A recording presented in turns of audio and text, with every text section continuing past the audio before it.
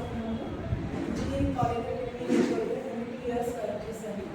మరి ఇంత క్వాలిఫికేషన్ ఉండి ఇంత ఎక్స్పీరియన్స్ ఉండి బిజినెస్ చేయాల్సిన అవసరం ఏంటంటే ఎక్స్ట్రా ఇన్కమ్ తెలుసు కదా. ప్రతి ఒక్కరికి మనం ఏదైతే పని చేస్తున్నామో ఆ ఇన్కమ్ అనేది సరిపోవట్లేదు. అది లిమిటెడ్ ఇన్కమ్. ఆ ఇన్కమ్ మనం పెంచుకునే అవకాశం లేదు. ఎందుకంటే మనం చేసే పని గంటలను బయట పెంచుకునే అవకాశం లేదు. ప్రతి ఒక్కరికి ఉండేది 24 గంటలే కాబట్టి మనకి లిమిటెడ్ టైంలో లిమిటెడ్ ఇన్కమ్ మాత్రమే సంపాదించవచ్చు. అండ్ ఆ ఇన్కమ్ అనేది మనం చేస్తేనే వస్తుంది, మనం సంపాదిస్తేనే వస్తుంది.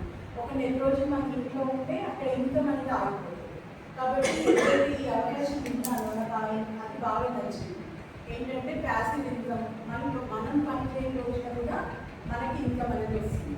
అండ్ ఈ 20 yearsలో ఎన్నో అంటే కాలేజ్ నుంచి ఎంతోమంది స్టూడెంట్స్ పాస్ అవుట్ అయ్యారు. సో ఇప్పుడు ఇక్కడ ఉన్న వాళ్ళందరూ పేరెంట్స్ కదా, మన పిల్లల్ని మనం చదివిస్తున్నారు. ఎందుకంటే ఇప్పుడు లక్షలు ఖర్చు పెట్టుకున్నప్పుడు రేపు మన ఫ్యూచర్ బాగుంటుంది. కానీ ఇంతమంది స్టూడెంట్స్ పాస్ అయితే జాబ్స్ ఎక్కడ ఉంటాయి?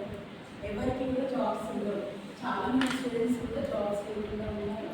సో కాబట్టి ఇప్పుడు కనుక ఎవరైతే కొత్తగా వచ్చారో పాత వాళ్ళైనా సరే ఎవరైనా సరే ఇప్పుడు సీరియస్గా కనుక మనము మన పిల్లలకి ఈ బిజినెస్ మనం వారసత్వంగా ఇచ్చినట్లయితే రేపు మనలాంటి పరిస్థితి మన పిల్లలకు రాదు.